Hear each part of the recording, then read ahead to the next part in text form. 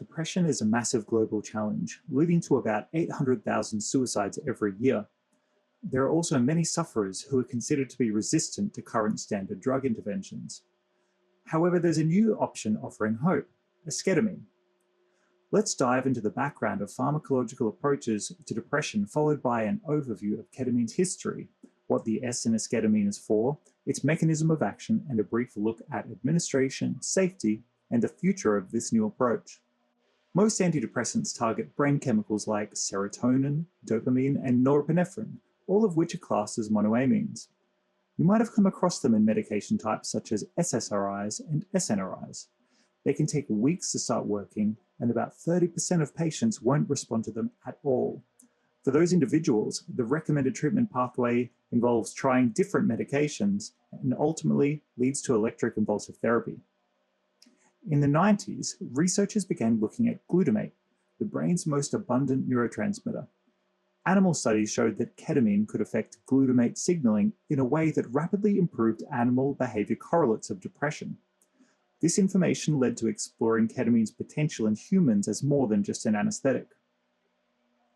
Ketamine is a synthetic alternative to phencyclidine, PCP, a highly toxic anesthetic phased out in the 1950s.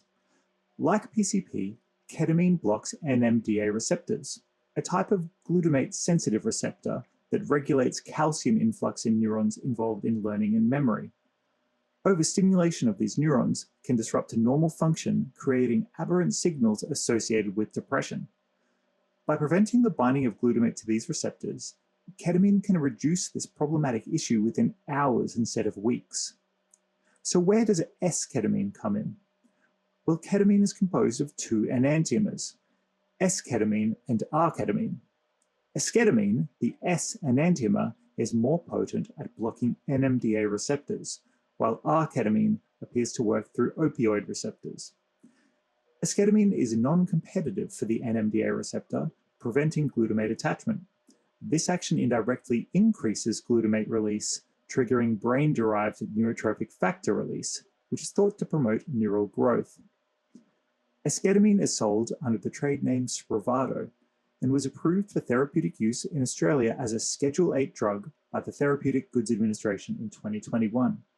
The drug is administered under supervision as a nasal spray in a clinical setting, typically twice a week for 4 weeks. Because it's absorbed quickly through the nasal mucosa, it bypasses the liver, reducing the chance of metabolites causing unwanted effects.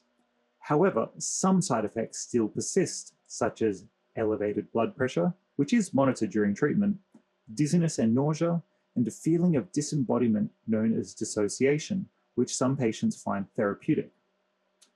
While on paper esketamine looks promising, there are still issues with the long-term effects of treatment exacerbated by confabulatory data due to the co-prescribed monoamine drugs. From a social perspective, some studies suggest genetic differences distinct in racial groups, raising concerns about equitable access.